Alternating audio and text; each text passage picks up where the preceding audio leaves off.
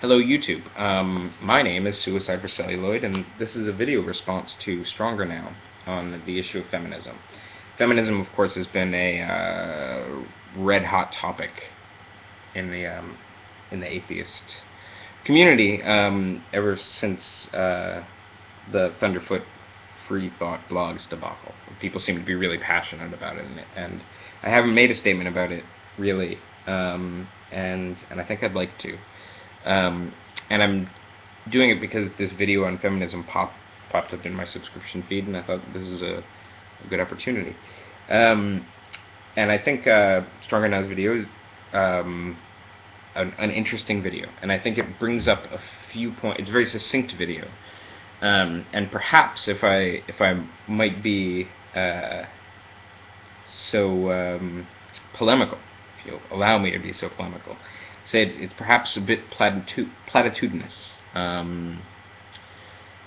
but I just kind of want to go through my issues, or I want to point to places where I'd push you to think deeper than the statements that you might have made. First of all, you identify feminism as a cultural issue rather than a political issue. I don't think that that's a line that can be drawn very neatly.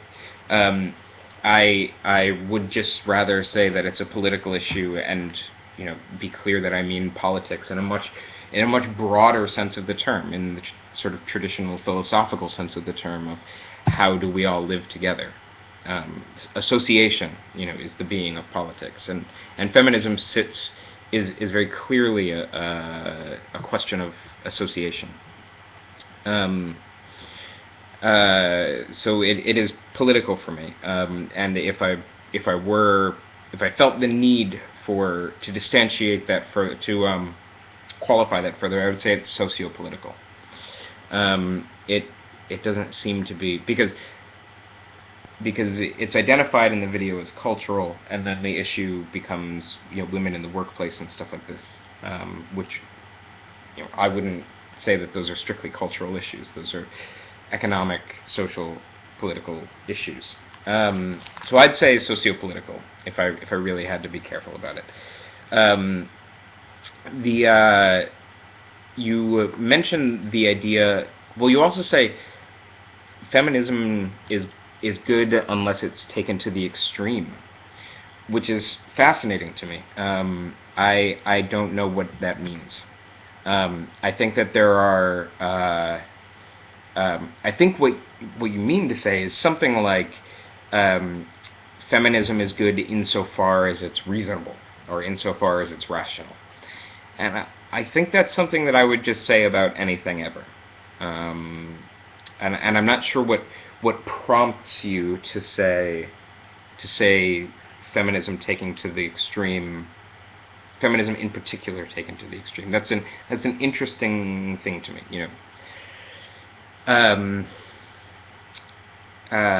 It's interesting to me that you say it at all. And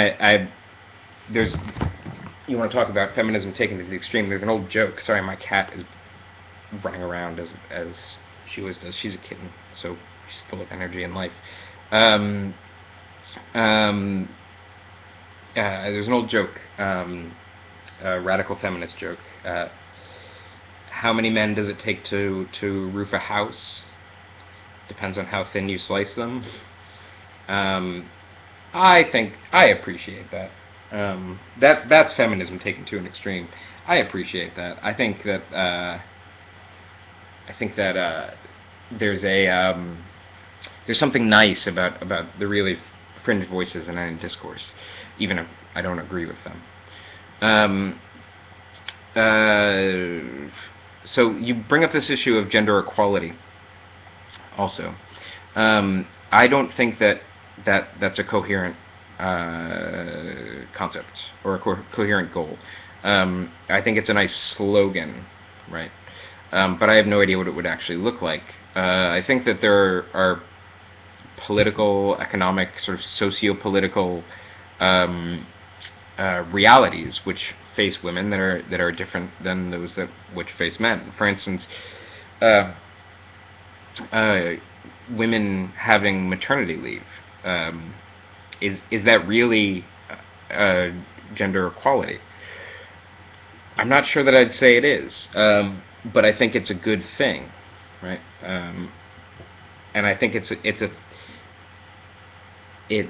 good thing, and it's not an issue of equal. And the reason why it's not an issue of equal is because it's something that affects women very specifically. And the fact that we have a whole field of political realities which affect women specifically um, means that I don't think that the issue should be thought of in terms of equality or equivalence. I just think that if we really take that idea seriously, it starts to become kind of meaningless. I think that we should be fighting for rights, for if you like, freedom.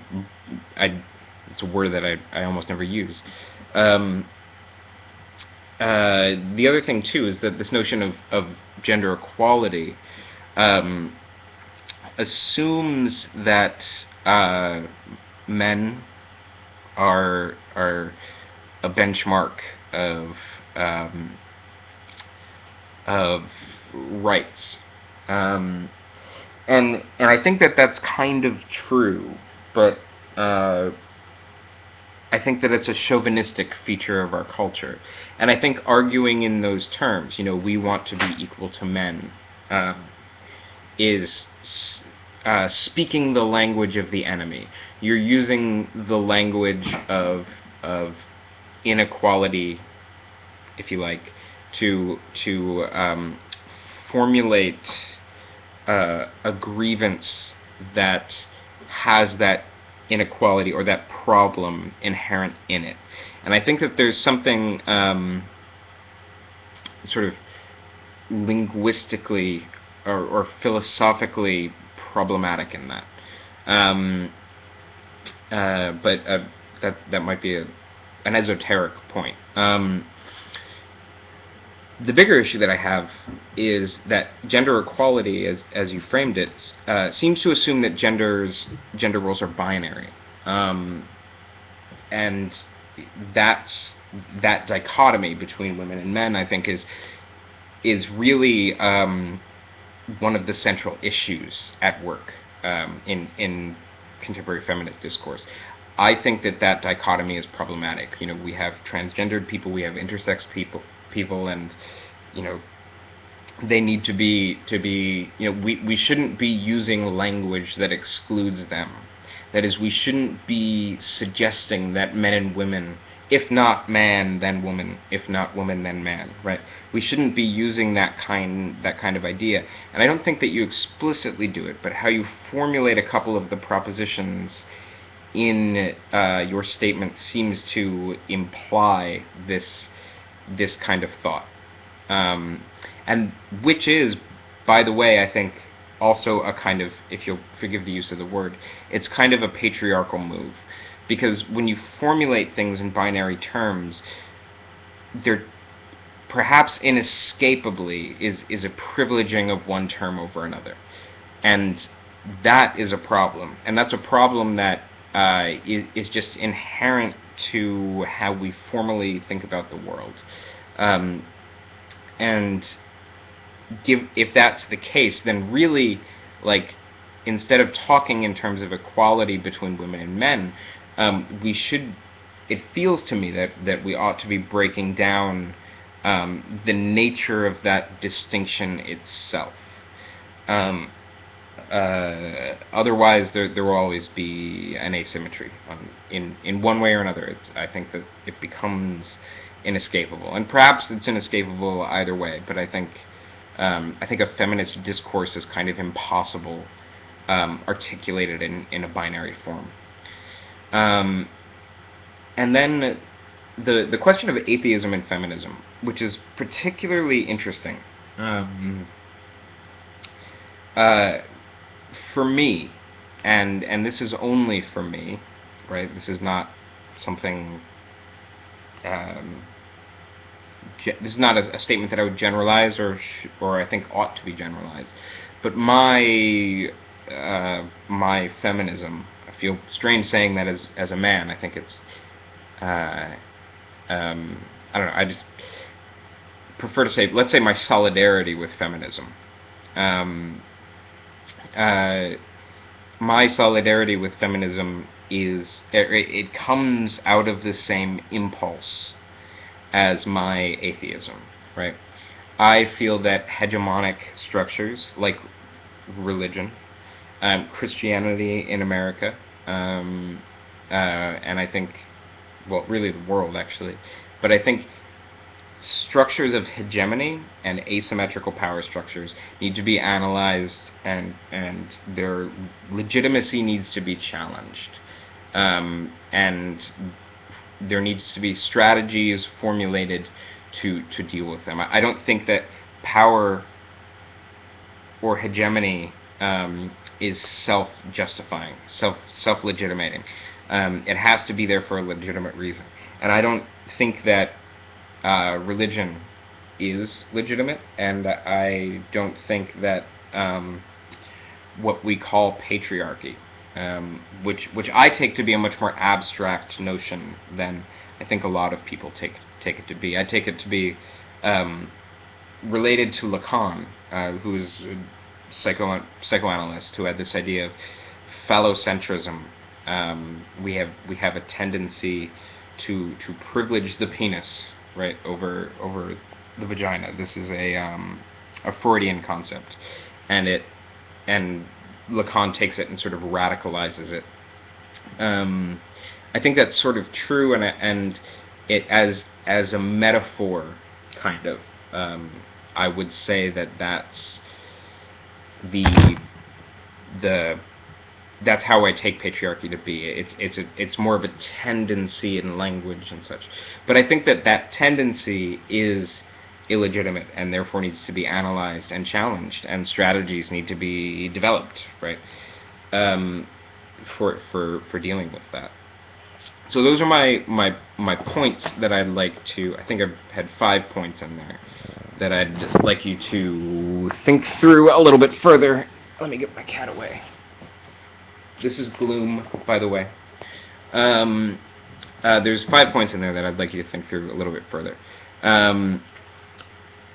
Feminism taken to the extreme. What does that mean? Gender roles as a binary operation, which you might not have quite meant to be saying, but I think that's a problem too that needs to be thought through a little bit better. Gender equality and whether such a goal is coherent, what exactly it might mean, and I'm not saying it's a bad thing necessarily if it's incoherent, right? It just might not be the proper way to think through the issue. The distinction between political and cultural, I'm not sure that the way that you use it is sustainable, and the relationship between atheism and feminism, which again for me are the same impulse. They emerge from the same place. Let's put it that way. So those are my criticisms. So comment, subscribe, respond, and I'd love to hear from you to tell me all of the reasons why I'm wrong. Have a good day.